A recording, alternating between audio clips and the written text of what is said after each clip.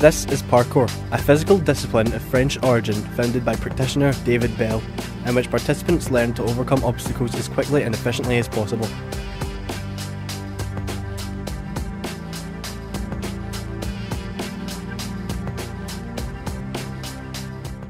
There's two guys who separately claim it. They were both members of a group of 9 guys. There's 9 guys who started parkour. It started off about 25 years ago in Paris, the suburbs surrounding it. They were just bored kids and they went out, they started working out in the street. And it started off very much, who can lift this rock?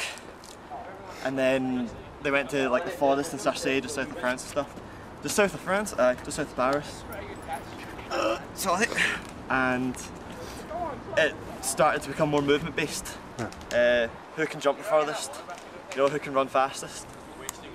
And that, along with the philosophical side that was starting to develop about what it was to be strong, led to them forming what is pretty much known as parkour. It's all based around efficient movement, and that all just came from them. When it started, the guys that started it, their idea was what does it mean to be strong? And that's a physical thing, also a movement thing, but also a mental thing. The term free running was made to introduce parkour to the English-speaking world, founded by Sebastian Foucan. Although both practices are seen as similar, some people claim that there are differences between the two, although the founders and principal practitioners of parkour do not consider any distinction. So is there a difference? These days it sort of gets called free running as well. What we found is that with the guys that sort of maybe call it free running, do something a little bit different. I don't like distinguishing the divide too much because I think the community should be together, but it generally means that free running is a little bit more about flair and flash, just working on the movements as opposed to training properly. Or training everything. Parkour is much more about being strong in every aspect as opposed to just being good at jumping about. Movement's movement. The only thing, even though I've just said parkour is about efficient movement, that's how it expresses itself. Parkour's a mindset. It doesn't matter what you do. If your mindset is a parkour mindset, it doesn't matter. You want to do backflips all day? That's fine. Is it parkour? It can be training for parkour. Yeah? Movement's movement. All that matters is the intention behind the movement. If you're moving so you can become the best you can be, you do parkour. I saw jump in London, the first one in 2003, and that's when it first started. That was when I was in like primary 7 or something. And then I just had an idea that I wanted to start it, but I never continued it until about just after Jump Britain. Well, I just saw it on YouTube one day and decided, right, I'm doing that. Just started practicing. Parkour has also appeared in various media, including music videos such as Madonna's Hung Up and Jump,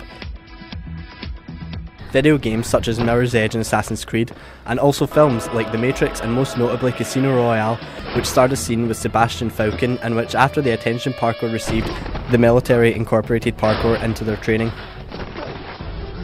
Due to the media attention parkour has received, it has sparked much interest in people of all ages wanting to learn the practice. Glasgow has its own coaching group which is endorsed by Parkour Generations and runs classes which specifically teach people how to learn parkour. Practitioners also meet up at Glasgow's Rotten Row on Saturdays for an informal train session. We've currently got our 3 adults classes that run rain or shine throughout the year, one of which is specifically for girls, which is quite good. I say girls, I mean women, most of them would hit me for that one. Chicks. The birds. No, don't put that in. Aside from that, we've got a permanent youth academy which runs in the Tramway Theatre in the south side, which is getting a 2nd class added to it. That's on a Sunday, which is going to be quite interesting. Aside from that, we do a lot of teaching in schools and with youth groups, mostly in conjunction with Culture and Sport Glasgow. So it's good, we're really getting out there. Pretty much if somebody wants to learn parkour now, we're easily accessible to them. But as it used to be, people wanted to learn and didn't have any resources. You know, now it's not that difficult. I just go to Run every Saturday and watch the other people try it. Was it hard?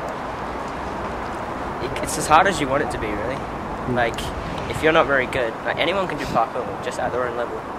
It's hard for me because I always try the hard stuff, even though I fail. I think if it's not hard, then you're wasting your time because you're not getting any better. You always have to make it harder for yourself in any sport. You need to push yourself till it's out of your comfort zone. That's the only way you're going to improve even. Training should always be hard, always. Why should it be hard? because only through constant struggle and discipline and determination do you get anywhere in life. Go for it and know your limits. Yeah, I agree with that. Know your limits. Because I know my limits, and that's the only reason I do tricks. If I know I can do it, I wouldn't try a trick I know I can't do it.